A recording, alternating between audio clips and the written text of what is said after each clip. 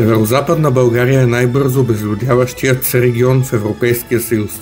Мнозина сочат причините – липса на работни места, недостъпност, изолация. Но често забравяме, че първото, което изчезна, бе транспортът. Имало едно време, една линия, която свързала малките градчета на Северозападна България със света. Тя не била просто железопътна връзка, била артерия на живот, надежда и пътуване към празника. Построена в сянката на Първата световна война, теснолинейката Червен бряг – Оряхово поема първите си пътници през далечната 1918 година. С дължина от 102 км и релси с ширина от едва 760 мм тя прекосява Плевенско и Врачанско поле, свързвайки села и градове, стопанства и съдби. Но линията има и тъмна страна. 1 май 1969 година. Черна дата в историята на БДЖ. Претъпкан влак за празника, клатещи са вагони, един завой и 27 загинали край село Чомаковци. Най-кървавата ЖП катастрофа в страната. След десетилетия на забвение едва по един влак дневно, на 15 декември 2002 година линията е официално закрита. Само 2 години по-късно всичко е разграбено, релсите демонтирани, гарите оставени на времето, а споменът бавно се заличава. А може би не съвсем, защото историите, които возеше този влак на труд, обич и трагедия, не са само в миналото. Те чакат да бъдат разказани. Железопътна линия Червен бряг – Оряхово не е просто път между две точки. Тя е част от стремежа на едно младо, но освободено българско общество да се свърже, да се развие и да даде шанс на най-забравените райони. Идеята за тази връзка датира още от 1887 година, когато с нарочен закон се възлага проучване на железопътен клон към река Дунав. Реалното изграждане обаче започва в най-трудните времена, през Първата световна война. През 1917 година по нареждане на щаба на действащата армия започва проучване и скоростно изграждане на линията. Първоначално замислена като 600 мм, но в крайна сметка изпълнена с междурелси от 760 мм. Строителството започва от Червен бряг през септември на 1917 година и само за няколко месеца влаковете достигат до Кнежа, а по-късно и до Бяла Слатина. След няколко години прекъсване и икономически трудности, изграждането продължава на етапи. През 1925 година линията стига Букьовци, днес град Мизия. През 1926 до Сараево, а през 1930 най-накрая достига до Оряхово, на брега на Дунава. Общата дължина е 102,5 км. Още от началото се обсъжда възможността линията да бъде с нормално междурелсие от 1435 мм, за да може да се поема повече товари и пътници. В края на 40-те години дори започва нова железопътна линия от Враца до Оряхово, с дължина от 87 км. Трасето се предвижда да минава през населените места Мраморен, Баница, Борован, Рогозен, Бързина, Отимир, Галиче, Липница, Крушовица, Войводово, Мизия, Сараево, Оряхово. Строежът напредва значително, но през 1951 година е замързен завинаги. Друг идеен проект за железопътното развитие на района е имало да бъде реновирането на съществуващото трасе от Оряхово до Червен бряг, където да се свърже с линията Червен бряг – Златна Панега, а оттам да продължи към Ботевград и да направи връзка с линията София-Бургас в гара Долно Камарци. През 40-те години на 20 век има и още един интересен проект, който засяга линията Червен бряг – Оряхово. Предвиждана е да се строи линия преди Втората световна война в проект на БДЖ с трасе Ясен, Кнежа, Бяла Слатина, Алтимир, Брусарец. В обяснителната записка на проекта се казва: постройката на тази линия, заедно с строящите се сега в Югославия линии от Пожаревец, ще представляват един нов, по-кратък и далеч по-удобен път за нашия износ от Северна България, направо за Централна Европа. Влаковете от Северна България няма да идват до София и след това през Драгоман да отиват на запад. Но този проект остава само на хартия.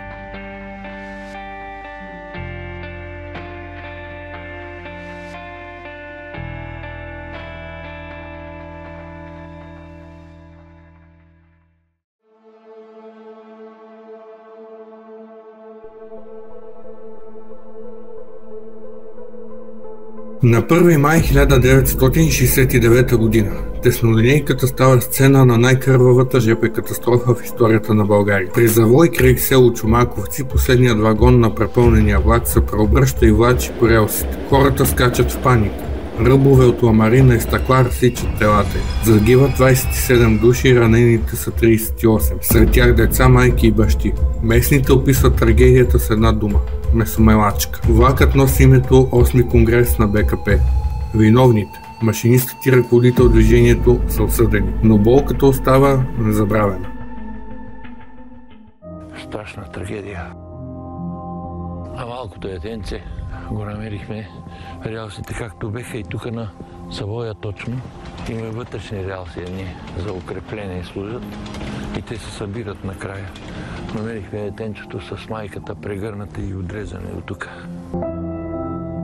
Не е трябвало толкова много хора да се дават, защото те са били просто един върху друг, дето има на дома. И затова на завоя с такова и става скорост и просто последния вагон се обърнал.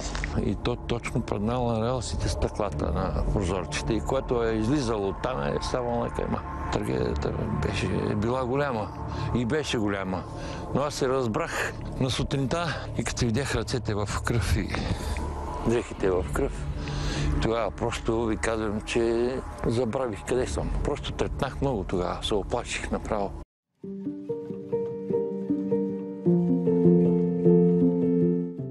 Линията има и силно културно значение. Минава покрай вековни села, православни храмове, вразрожденски сгради, мостове, земеделски пазари. Това е жепенишката, вплетена в местната идентичност. Гарите й са не просто места за качване и слизане, а центрове на общността. Места за срещи, за изпращания, за радост и тъга. След десетилетия на постепенно занемаряване в края на 90-те години и началото на новото хилядолетие, темата за теснолинейката между Червен бряг и Оряхово вече се разглежда от Народното събрание. Не като възможност за развитие, а като тежест.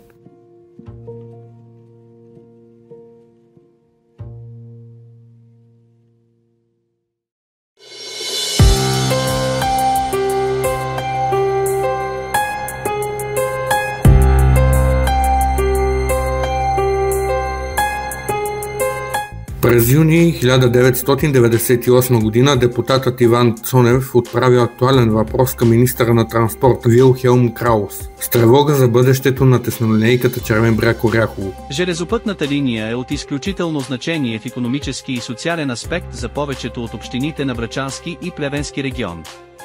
За голяма част от жителите на тези селища услугите на теснолинейката са единственият транспорт. Той предупреждава, че прибързаното решение за закриване би имало фатални последици. Броят на жителите на общините, които обслужва ЖП линията, е над 120 000 души. Обявяването и за нерентабилна ще бъде стратегическа грешка с катастрофални за региона последици. Министърът отговаря с данни за загуби и лошо техническо състояние на линията. Конкретно за линията Червен бряг, Оряхово загубите са 2276 милиард лева годишно. Линията е в недобро техническо състояние и не отговаря на критериите за безопасност. При доказана неефективност линията би трябвало да бъде закрита. Той съобщава, че транспортният трафик е вече частично спрян. Закрива се товарният трафик по линията, а за сега остава пътническият. Цонев отговаря с тревожно предупреждение. Нима не сте убеден, господин Краус, че само дни след спирането ще бъдат разрушени гари, ще изчезнат релсите. Анализите може да показват, че е нерентабилна, но всички вярваме, че България ще излезе от кризата. Един ден линията ще бъде отново рентабилна. Позволете ми да ви връча становището на кметовете на 8 общини относно бъдещето на линията.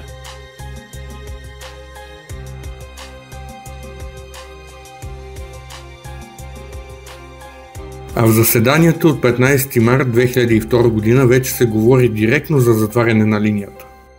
Въпрос от Евгения Живкова.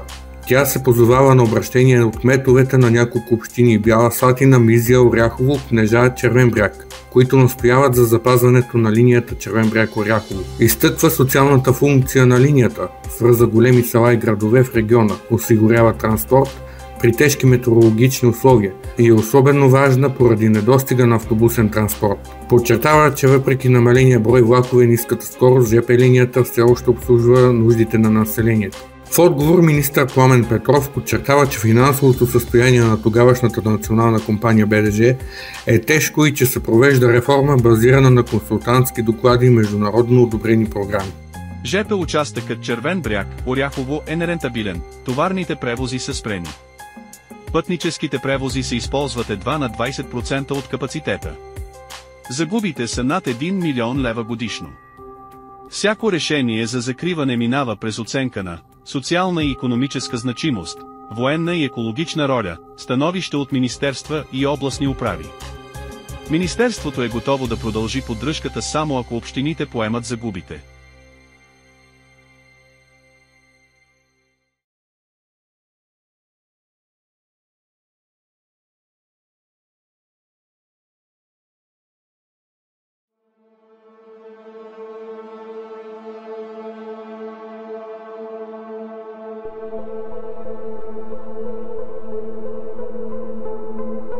Есента на 2002 година. България се събужда с новината, че над 100 влака отпадат от разписанието. 7 ЖП линии обречени. Сред тях и 84-годишната теснолинейка Червен бряг – Оряхово. На 30 септември 2002 година гара Кюстендил се изпълва с протестиращи. 1000 души, плакати, блокиран бърз влак. Граждани, пенсионери, дори депутати излезли не за политика, а за достоинство. На същия ден, белослатинци посрещат последния влак по линията Червен бряг, Оряхово, със сълзи, цветя и духова музика. Дори събраните 4000 подписа не стигнаха, за да бъде спасена линията. 200 железничари останаха без работа. БДЖ обяви трасето за нерентабилно, средно по 10 пътника на ден. А годишната загуба над половин милион лева.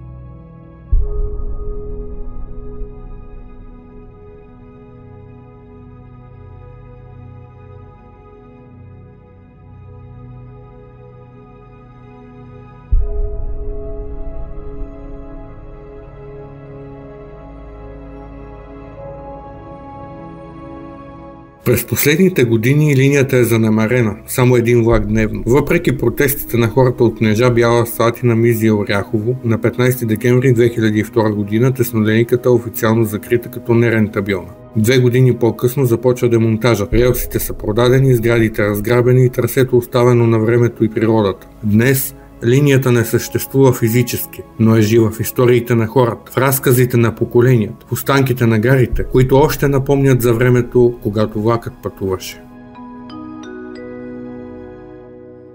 Пътнически влак за Койнаре, Береница, Кнежа, Бяла Слатина, Алтимир, Липница, Мизия и Оряхово ще замине в 9 часа и 15 минути от първи коловоз. Тази е първата снимка, която влака как пристига последния влак, как влиза в Мизия. Тук се вижда влакчето в далечината. Пътниците, които са последните пътници от Мизия, които чакат влакчето на перона. На тази следващата снимка вече влака спрял пред гарата в Мизия. Последното влакче, влакоителя, който посрещна влака. Тук са последните пътници, които заминаха от Мизия. Съм ги снимал пред гарата, за спомен да си имаме с тях. Тук на тази снимка са локомотива, двамата машинисти И отдолу тези двете момчета са двама братя кантонери, които бяха по линията поддръжка. Къде е минал влак сега и камъчи няма. Те са го обрали. Това е нашата държава. Нашата държава не струва за нищо вече. Макнали се ги да се улеснат, да могат да сграбят повече железото, да го откраднат. Има случаи, че съм разбрал, че влакове с композиции ги нямаше. Се губеха. Но на мен ми тежеше много това. Много ми тежеше. Погледнете гарата. Какво? От всекъде разбито, навсекъде разфръгано, разбито всичко. Така ли е било? Тук беше бойдисано, тук беше направено. Светеше навсекъде, до прелеза светеше. До рампата отвъд светеше. Тук беше най-хигиеничната гара. И имаше хора, пътуваха, не че не пътуваха. Но нашето правителство какво направи? Загуби ги. Турнал ги си е от джоба направо. В джоба си ги е турнал. Ние нямаме държава. Ние нямаме държава. Аз на такава държава, аз не мога да кажа, че аз искам да плюя, но не искам да на такава държава и да погледна. Това не може да бъде държава. Не може да запази едно влакче, дългогодишен влак, тук 100 годишен влак близо вече и да го няма. Бориха се хората много, и кметове, и население, и подписки, и пращане до министерства, до правителства, до Народно събрание. Обаче в един момент казаха, спира се това и локомотива беше окичен целия с цветя от всякъде. Машинистът и той с букет цветя бяха му подали от Оряхово, като тръгнал. Беше някакво трагично положение. Локомотива свири по цялото трасе, което влизаше още от Мизия в началото. Така беше по другите гари. Имаше на места хората плачат, пътници, че последният влак.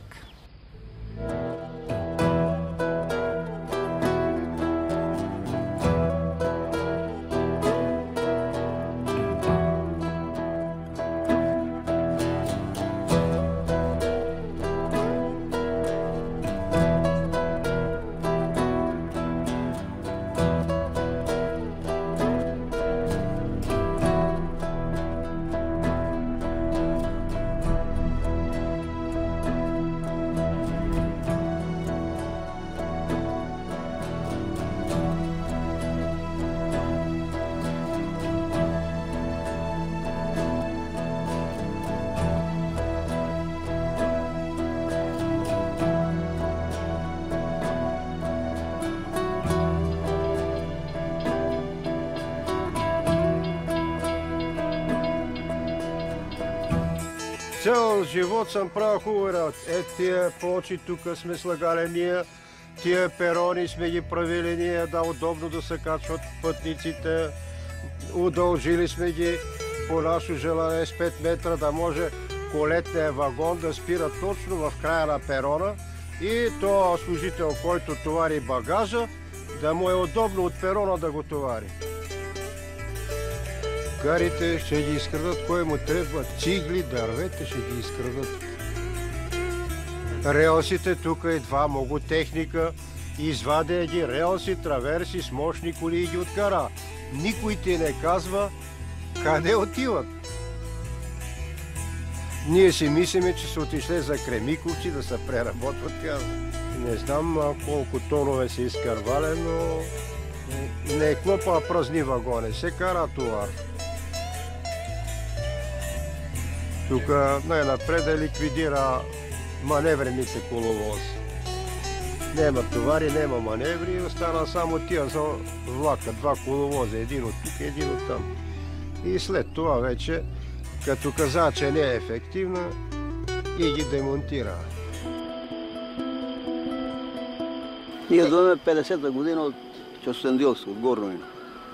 Има и от Долно Ино, ама повечето от Горно Ино. Там приказа се, че сега някакъв язовир да правят, обаче не са с... Кое е станало, не знам повече. Кога? Земеделие, после правието Мизия завод, там едни оравдията работия по него, други по земеделието. Такива себе правиме, стопанство направим.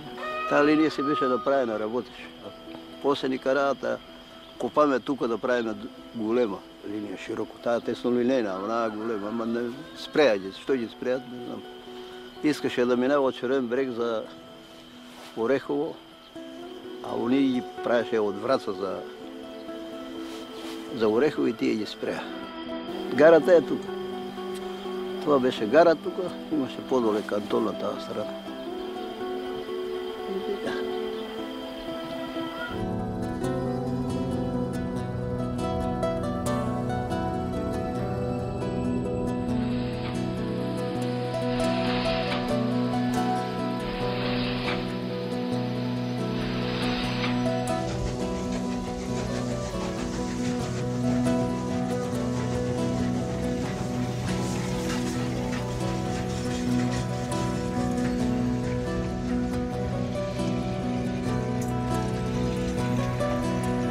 Казвам се Иван Луканов Андров, от Галича съм, бивш служител съм в системата на железопътния транспорт.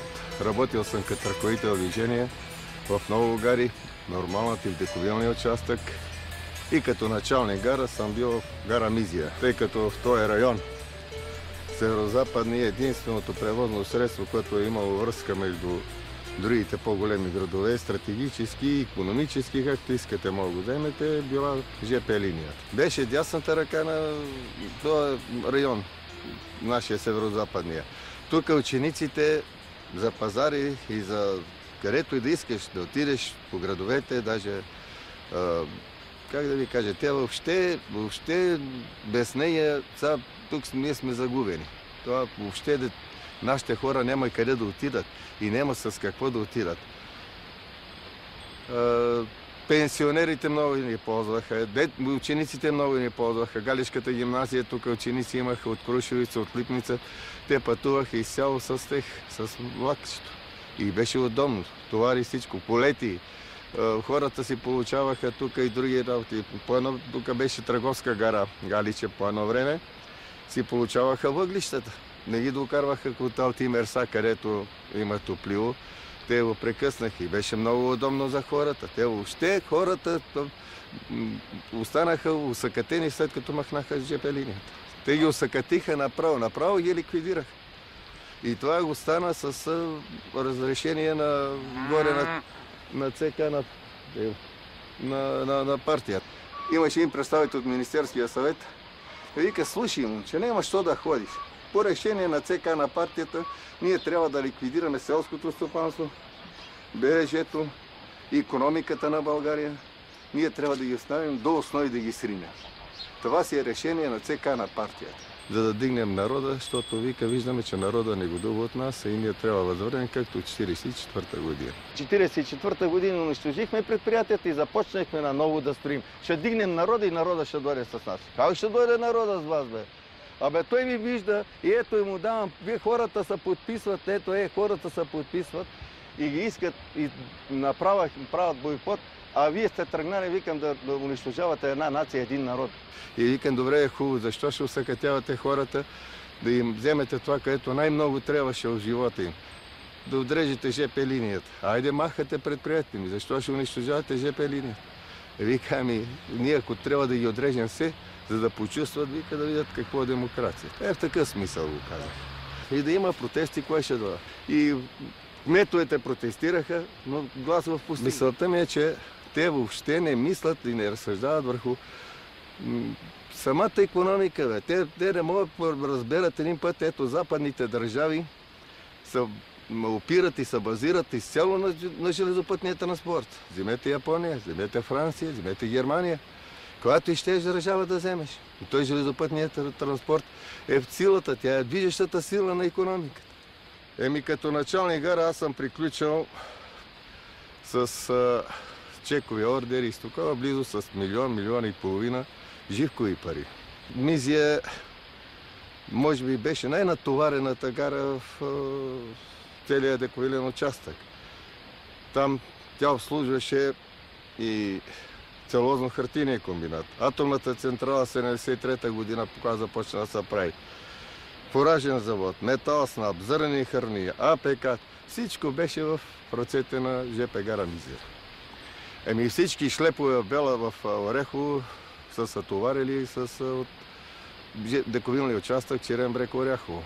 Грозде, зърнени храни, предимно такива продукти, където селско-стопански. Не е мало предприятие, но иначе износа през Дунава, където са товарени за Германия, за Австрия, за другите държави, от Оряхово с дековилния участък са вървели вагончетата. Икономически най-изгодно и най-чиста и екологически най-чисто е българската държавна железница. Не българската, а въобще железопътния транспорт. Да вземем 10 тира, по 20 тона са 200 тона. Тия газове къде изгорят, това всичко, където отива, унищожава екологията. А един дизел или един електровоз 2000 тона вози. Значи трябва 100 тирове да вървиш, за да може изкараш тия. Да прави си малко сметка така.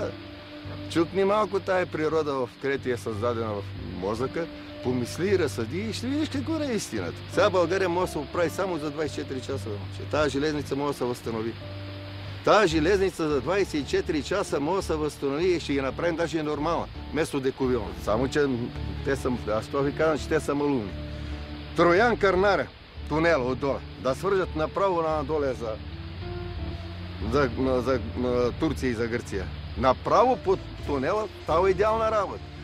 Дековилният участък Червен бряг Оряхово да го направят нормална ЖП линия. Идеална работа. Това е единствената връзка тук в Северо-Западна България. Единствената връзка.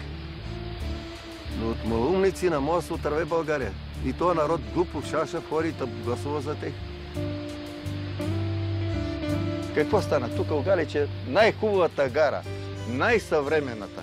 Тя беше ми водеха и разпирка, по-рано била търговски служба, търговска гара с начални гара, че аз тук дождах малко, 2 месеци преди да ме арестуват, че ме свалиха от Мизия, па ме догараха тук, в гарата, ме допратиха. Елате да видите. И това всичко кметството Галиче.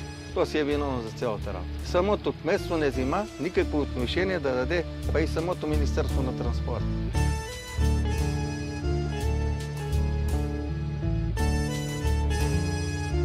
България е мъртва. България вече си отива, умира заради такива неграмотници, които поеха България.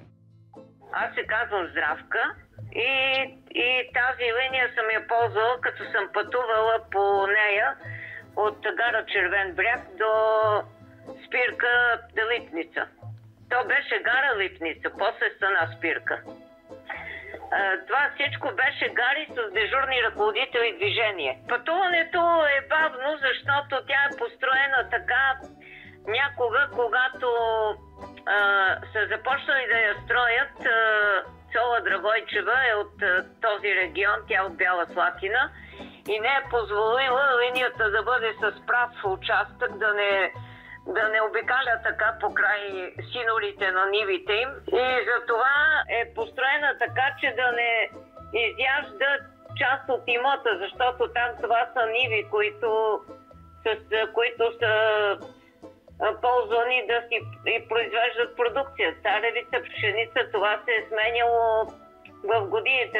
Много хора пътуваха по тази линия. Тя беше основен превоз и всички бързи влакове от София и за София съответно правеха връзка с пътнически влакове, които тръгват от гара Червен бряг.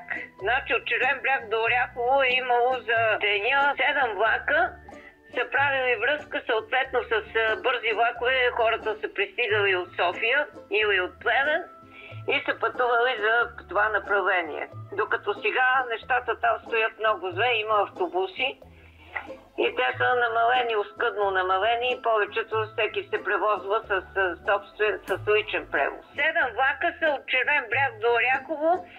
Първият е тръгвал на 2:45. А последния за деня е заминавал 19:40. Обратна посока. Тук 8 ги изкарах, като първия е тръгвал на 4:45 от Бяла Слатина. Следващия е бил пак от Бяла Слатина. И чак третия поред е бил от Оряхово, от крайната гара. Значи 4 влака са тръгвали от Бяла Слатина. 2 от Оряхово и 2 от Мизия. Така е било направено, явно така е проучен пътникопотока и колко са натоварени съответните участъци. Обаче там е имало от Червен бряг и до Златна Панега. Тук този регион, трябва да ти кажа, че влаковете са си били пълни през цялото време, особено които се превозват от една гара до друга, тези междинните, и които пътуват съответно за София. Те закриха много линии, не само тая. Основанието е, че не са рентабилни и не могат да ги поддържат, няма пътници, които да се возят и хората избягаха, отидаха по Западна Европа да работят кой какво намери и така селата опустеха, останаха само възрастни хора и малки деца. Явно са писали писма до дирекцията, до село БДЖ беше тогава. Първо беше ДСО, после беше село БДЖ и са реагирали, обаче това е соломоновско решение. Взима се и се затваря край. Значи, имало е трасе, което е било готово, обаче се го затворили от Враца до Оряхово. И то е било с широка линия. Трасето е било готово. Нещата са били готови, за да се пусне тази линия, но не са разрешили. След това имаше един друг проект, който беше да се прокара линия до Ботевград, която да стъпи на Червен бряг и да се ползва гара Червен бряг като възелна гара. Тя е брънка от веригата, закриването на теснолинейката, обаче хората останаха без препитание, нямаше къде да работят. Оттам нещата се усложниха. Целулоза и хартия в Мизия, обаче унищожиха го.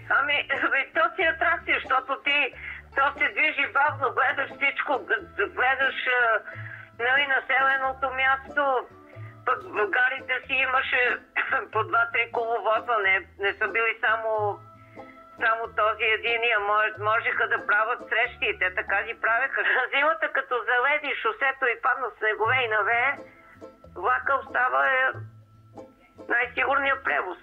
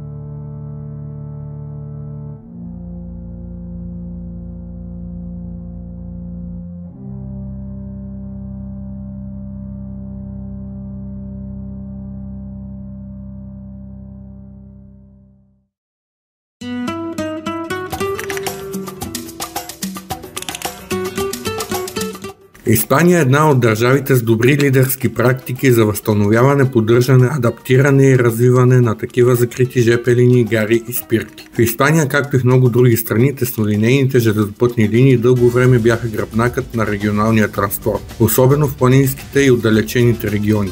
Но в хода на времето много от тях бяха изоставени. Днес обаче се оказва, че именно тези забравени линии крият огромен потенциал. Примерът на линията Ла Робла, свързваща Леон и Билбао, е красноречив. След като беше изоставена, тя бе възстановена не само като транспортна връзка, но и като луксозен туристически влак. Така се съживиха цели селища по маршрута, върне се животът в старите гари, възникнаха нови работни места.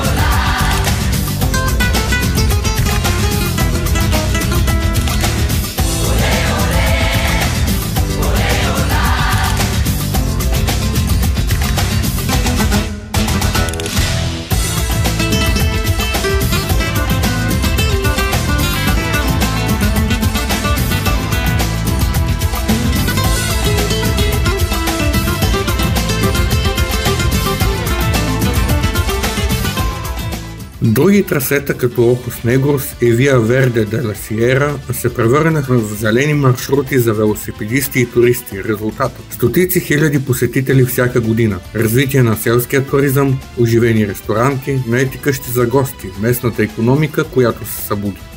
Испания е доказала, че дори и най-занемарената линия може да се превърне в икономически двигател, ако се вложи визия и грижа. Програмата Vias Verdes трансформира над 3500 км стари трасета в 140 туристически пътеки. 127 гари са адаптирани като музеи, кафенета, хостели и инфоцентрове. Това не е просто носталгия, това е реална инвестиция в бъдещето на регионите. Теснолинейките са шанс за нов живот на малките села, по-чист транспорт, достъпност за всички и мост към природата, туризма и бъдещето. Закритите линии не са забравени, те са шанс, те са възможност. Възстановяването им не е само въпрос на транспорт, това е въпрос на идентичност, справедливост и икономическо съживяване. Да дадем втори живот на старите релси, за хората, за селата, за бъдещето.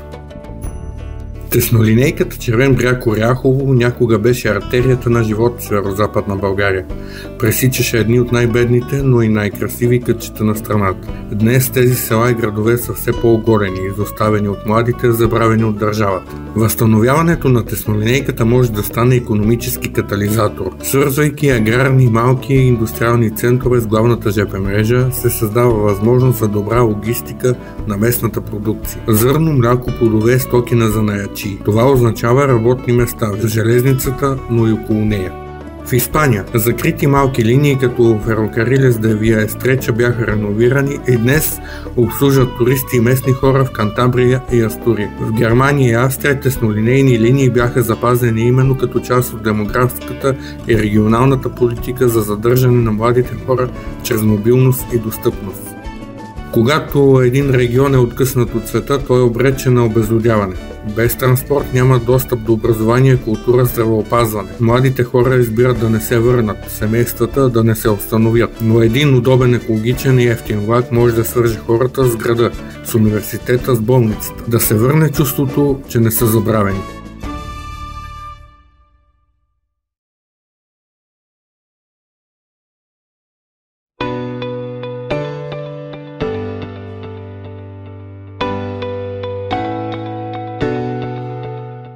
Регионът около линията е богат на природа, култура и история, римски пътища, църкви и възрожденски дух. Ако теснолинейката се превърне в туристически маршрут, подобно на родопската линия, тя ще създаде нов бранш за местните къщи за гости, занаяти, фермерски пазари. Тази линия не е само транспорт, тя е колективна памет. Символ на една епоха на труд, солидарност, движение. Възстановяването ѝ е културен акт, който създава идентичност. Когато младите видят, че миналото не е заровено, а е основа за бъдещето, тогава има надежда. Връщането на влака не е връщане назад, то е път напред. Когато релсите отново свържат хората, идва и живота.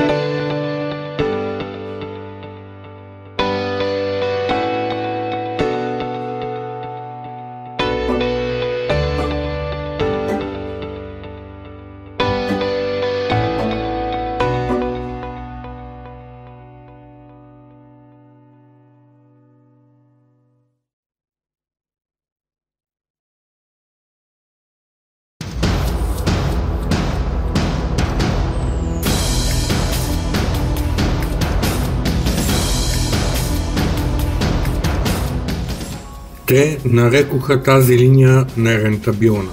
Изчислиха загуби и направиха графики и заключиха гари.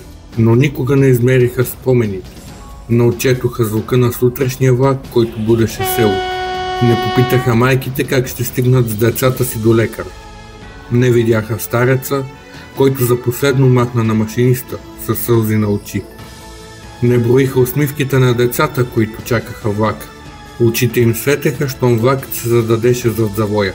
Не записаха сметките си нито едно ръкостискане на гарата, нито една любов, родена в пътуване. Защото теснолинейката не беше просто ЖП линия, тя беше живот. Свързаха се съдби, събраха се семейства.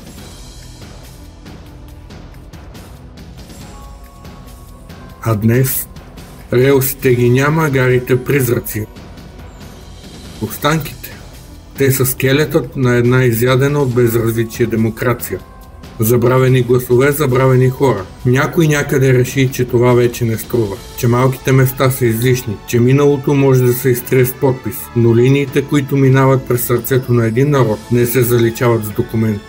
Те живеят в очите на хората, в снимките, спомените. Живеят във всяка чакалня пълна с мълчание, във всяка гара или спирка с име, което все още помни. Тази теснолинейка не беше просто транспорт. Тя беше връзка между време и дом, между хора и мечти. Сега гарите мълчат, а часовниците спряха не само времето, а спряха и надеждата. И все пак, потраждата още топти миналото, сякаш чака. Чака някой да го настигне, да повярва отново, да повдигне завесата на забравата, защото железницата не е просто релси, тя е сърцебиенето на една държава. И когато последният влак си тръгне, остава само тишината. Най-дългият път е пътят към забравата. Дано да не го поемаме.